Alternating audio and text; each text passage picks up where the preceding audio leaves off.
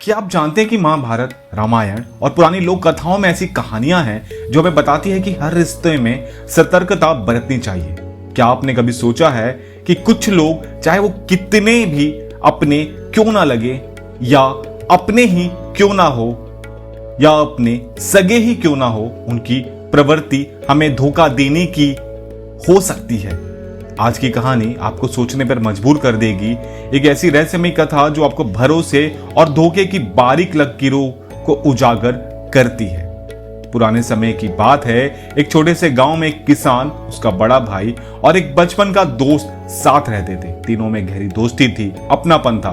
किसान, जिसका नाम मोहन था, अपनी सादगी और मेहनत के लिए जाना जाता था।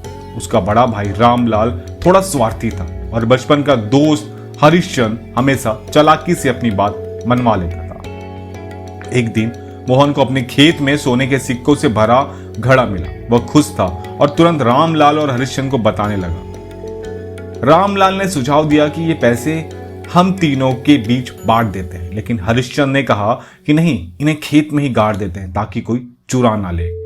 मोहन, जो दिल का साफ था, दोनों की बात मान गया और सिक्के वापस खेत में गाड़ दिया।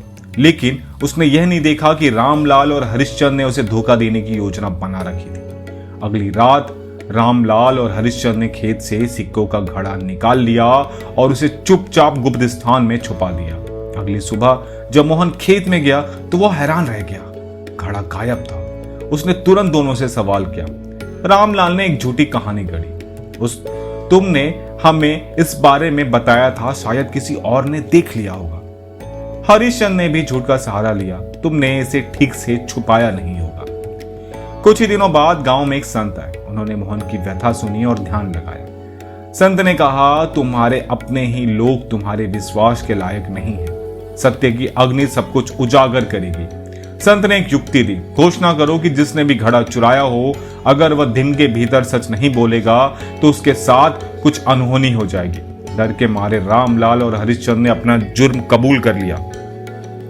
यह कहानी हमें सिखाती है कि हर रिश्ते में आंख मूंदकर विश्वास नहीं करना चाहिए। कोई भी रिश्ता कितना भी गहरा क्यों ना हो, जब स्वार्थ बीच में आता है तो भरोसा टूट ही जाता है। दोस्तों, क्या आपके जीवन में भी कभी ऐसी कुछ अनुभव हुआ है तो हमें कमेंट में जरूर बताएं।